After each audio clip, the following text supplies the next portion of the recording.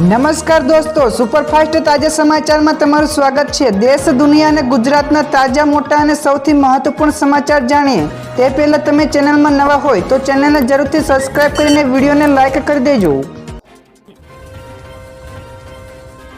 સૌથી પહેલા દોસ્તો આપણે વાત કરીએ તો આ તારીખથી ફરી એકવાર જોવા મળશે વાતાવરણમાં મોટી ઉથલપાથલ। તો રાજ્યમાં ફરી એકવાર વરસાદની આગાહી કરવામાં આવી છે, જેમાં હવે ઉત્તર ગુજરાત બાદ ફરીથી દક્ષિણ ગુજરાતમાં વરસાદ પહોંચી ગયો છે।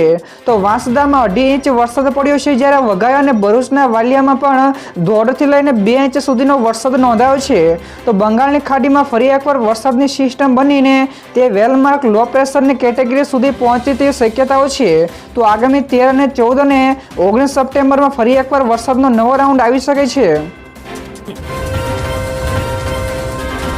બીજા સૌથી મોટા સમાચાર સામે આવ્યા છે। રાજસ્થાનમાં વરસાદે રેકોર્ડ તોડ્યો તો આંધ્રપ્રદેશમાં પણ પૂરની સ્થિતિ જોવા મળી છે। તો રાજસ્થાનમાં વરસાદે 13 વર્ષનો રેકોર્ડ તોડી નાખ્યો છે, જેના કારણે અનેક ડેમો પણ ઓવરફ્લો થયા છે। ત્યારે ઉત્તરાખંડના ચમોલીમાં પણ બદ્રીનાથ હાઈવે ઉપર ભૂસ્ખલન થયું છે। તો અડધો પહાડ તૂટીને રસ્તા પર પડી ગયો છે, જેના કારણે હાઈવે પણ બંધ થઈ ગયો છે। તો તે જ સમયે દક્ષિણ ભારતમાં આંધ્રપ્રદેશમાં પણ છેલ્લા અઠવાડિયાથી સતત ભારે વરસાદના કારણે ઘણા જિલ્લાઓમાં પૂરની સ્થિતિ જોવા મળી છે। ત્યારે અત્યાર સુધીમાં 17 થી વધારે લોકોના મોત પણ થઈ ચૂક્યા છે, જ્યારે 6 લાખથી વધારે લોકો પ્રભાવિત થયા છે।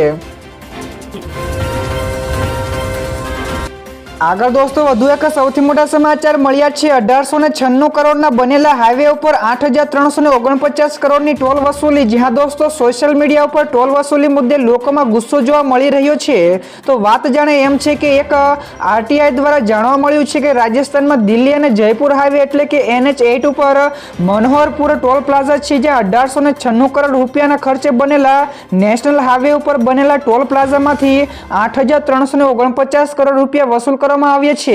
ત્યારે આમ છતાં ટોલ વસૂલી બંધ નથી થઈ રહી, તો લોકો કહે છે કે સરકાર જ લોકોને લૂંટે છે। તો દોસ્તો આ વિશે તમારું શું મંતવ્ય છે, ફટાફટ નીચે કોમેન્ટમાં જણાવજો। તો દોસ્તો બીજા સૌથી અગત્યના સમાચાર મળ્યા છે 5G સ્માર્ટફોન મુદ્દે ભારતની મોટી છલાંગ। તો 5Gના સ્માર્ટફોન બનાવવા મુદ્દે ભારતે અમેરિકાને પણ પાછળ છોડી દીધું છે। તો ભારતે 5G સ્માર્ટફોન બનાવનાર વિશ્વનો બીજો સૌથી મોટો દેશ બન્યો છે। તો એપલ, MI, ઓપ્પો, વિવો જેવી ઘણી બધી મોટી બ્રાન્ડ ભારતમાં સ્માર્ટફોનનું ઉત્પાદન કરી રહી છે। તો એક રિપોર્ટ્સ અનુસાર ચીનમાં 5G સ્માર્ટફોન બનાવવામાં 14% વધારો થયો છે, તો ભારતમાં 60%નો વધારો થયો છે। જ્યારે ચીન વિશ્વમાં સૌથી વધારે 32% સ્માર્ટફોનોનું ઉત્પાદન કરે છે, જ્યારે ભારત બીજા ક્રમે આવીને 13% સ્માર્ટફોનોનું ઉત્પાદન કરે છે। તો દોસ્તો ફટાફટ આગળના બીજા સૌથી મોટા સમાચાર સામે આવ્યા છે। સદીનું સૌથી ભયાનક વાવાઝોડું જે ચીનમાં અત્યારે હાહાકાર મચાવી રહ્યું છે, જ્યાં દોસ્તો સદીનું સૌથી તોફાન આવ્યું છે, જેનું નામ યાગી રાખવામાં આવ્યું છે, જેણે પહેલા ફિલિપાઇન્સમાં 16 કરતાં વધારે લોકોના જીવ લીધા અને હવે તે ચીનના દક્ષિણ કિનારે ત્રાટક્યું છે। તો જેના કારણે લગભગ 350 કિલોમીટરની આસપાસ પ્રતિ કલાકની ઝડપે પવન ફૂંકાઈ રહ્યો છે। તો ચીનમાં રેડ એલર્ટ ઉપર છે, તો અને સરકારે પણ હેરાન પ્રાંતને લઈને ખાલી કરવાના આદેશ આપ્યા છે। તો લગભગ 5 લાખથી વધારે લોકોને સલામત સ્થળે ખસેડવામાં આવ્યા છે। તો તોફાનના કારણે ત્યાં પણ લોકડાઉન જેવી સ્થિતિ પણ સર્જાઈ છે। ત્યાર પછી દોસ્તો બીજા સૌથી મહત્વપૂર્ણ સમાચાર સોનાના ભાવમાં થશે વધારો। તો આવનારા દિવસોમાં સોનાના ભાવમાં વધારો થઈ શકે છે। તો ગોલ્ડન મેન સેલ્સનું અનુમાન છે કે નજીકના જ ભવિષ્યમાં સોનાના ભાવમાં ધરખમ વધારો થશે।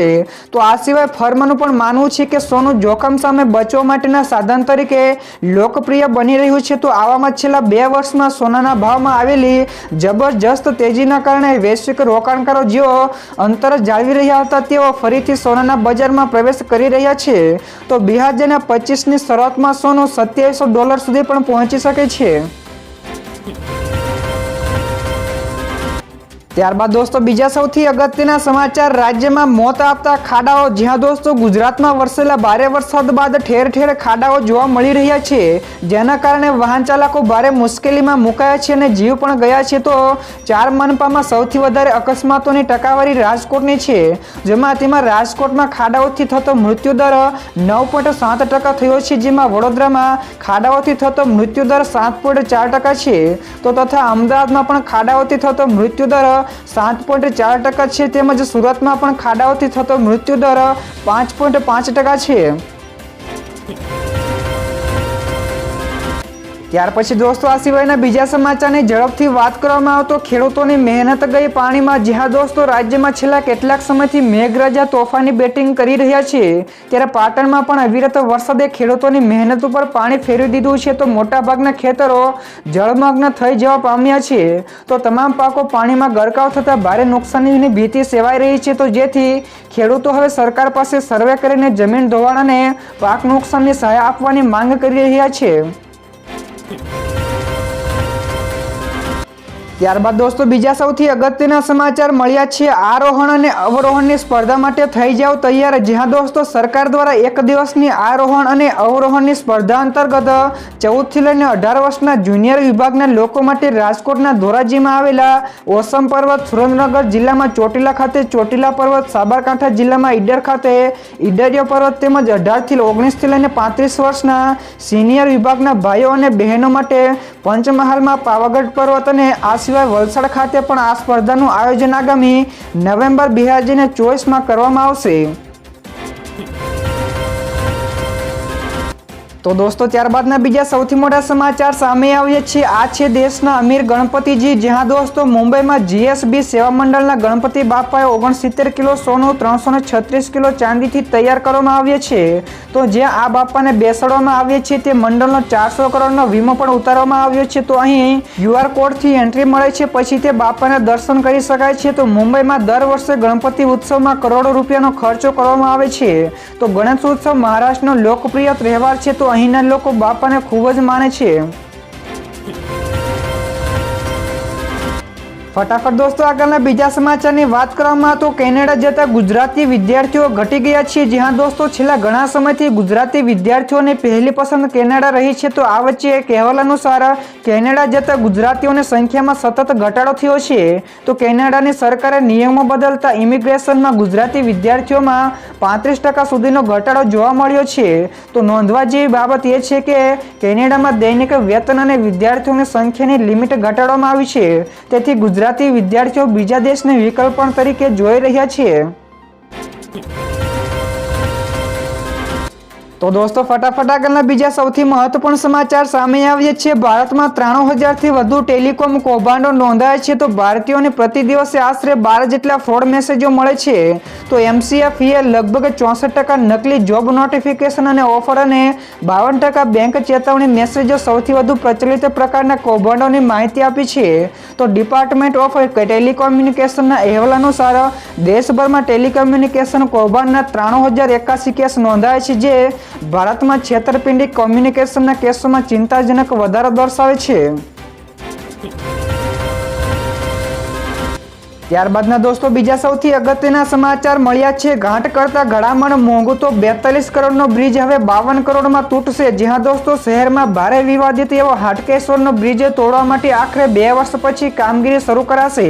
તો 4 વખત ટેન્ડર બહાર પાડ્યા પછી પણ રાજસ્થાનના એક કોન્ટ્રાક્ટરે રસ દાખવ્યો છે. તો આ બ્રિજ તોડવા માટે અંદાજે 52 કરોડનો ખર્ચ આંકવામાં આવી રહ્યો છે. જોકે 2017માં આ બ્રિજ લગભગ 42 કરોડના ખર્ચે બનાવવામાં આવ્યો હતો. તો બોલો આખરે તોડવા માટે 10 કરોડ વધારે આપવા પડી રહ્યા છે.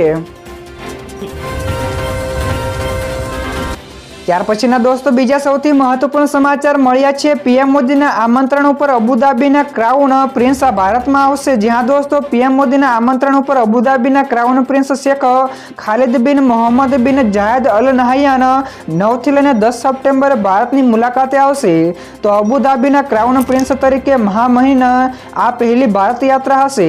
તો વિદેશ મંત્રાલયે કહ્યું કે તેમની સાથે UAE સરકારના ઘણા બધા મંત્રીઓ અને અનેક બધા બિઝનેસમેન પણ ડેલિગેશન પણ હશે.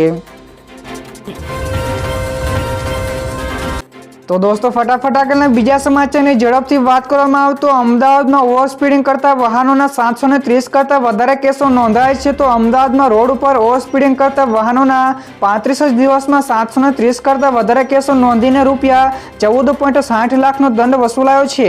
તો સુભાષ બીજ RTOએ છેલ્લા 35 દિવસમાં ટ્રાફિક નિયમોના ઉલ્લંઘન બદલ એક જ દિવસના 2.85 લાખની રકમ પ્રમાણે 1 કરોડનો દંડ વાહન ચાલકો પાસેથી વસૂલ્યો છે. તો જેમાં ઓવર સ્પીડિંગના 730 કેસ કરીને 14.60 લાખ દંડ વસૂલાયો છે. જ્યારે વસ્ત્રાલ RTOએ પણ 650 જેટલા કેસ કરીને 28 લાખનો દંડ વસૂલ્યો છે. ગુજરાત શિક્ષણ બોર્ડની ચૂંટણીની તારીખની જાહેરાત થઈ છે, જે 24 સપ્ટેમ્બરે બોર્ડના સભ્ય મતદાન કરશે. માત્ર 2 બેઠકો માટે મતદાન કરવામાં આવશે.